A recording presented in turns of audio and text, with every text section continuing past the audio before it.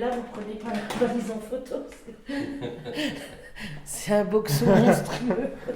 Donc là, avec ma bande en feutre, une vulgaire bande en feutre, j'isole 2 cordes sur les 3, de façon à entendre qu'une corde, et en l'occurrence, ce sera celle du milieu. Ce qui veut dire que je vais commencer mon accord en travaillant toutes les cordes du milieu sur chaque note. Voilà, donc maintenant je prends mon diapason.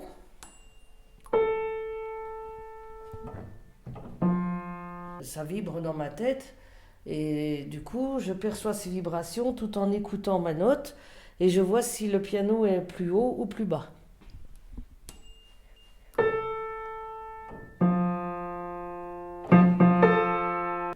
Donc sachant que ce diapason est à 440 et celui-ci à 442, je suppose que le piano est à 441.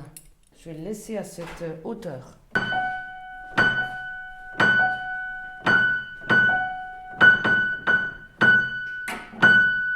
Et une fois que la partition est faite, je monte en octave.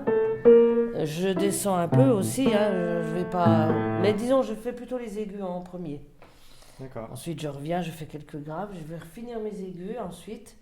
Mais auparavant, j'équilibre ce que j'avais fait au départ, là, ma partition.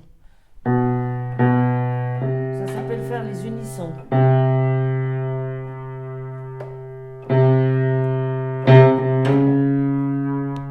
Donc ces unissons, ça consiste à mettre la deuxième corde parfaitement alignée à la première et la troisième corde parfaitement alignée à la deuxième.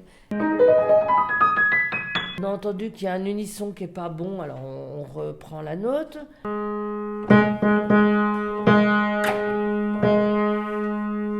Le piano, il a environ 15-20 tonnes de tension qu'il faut maintenir chaque année. Parce que si on laisse partir la tension, d'abord ça risque de faire vriller le piano le jour où on remonte tout ça.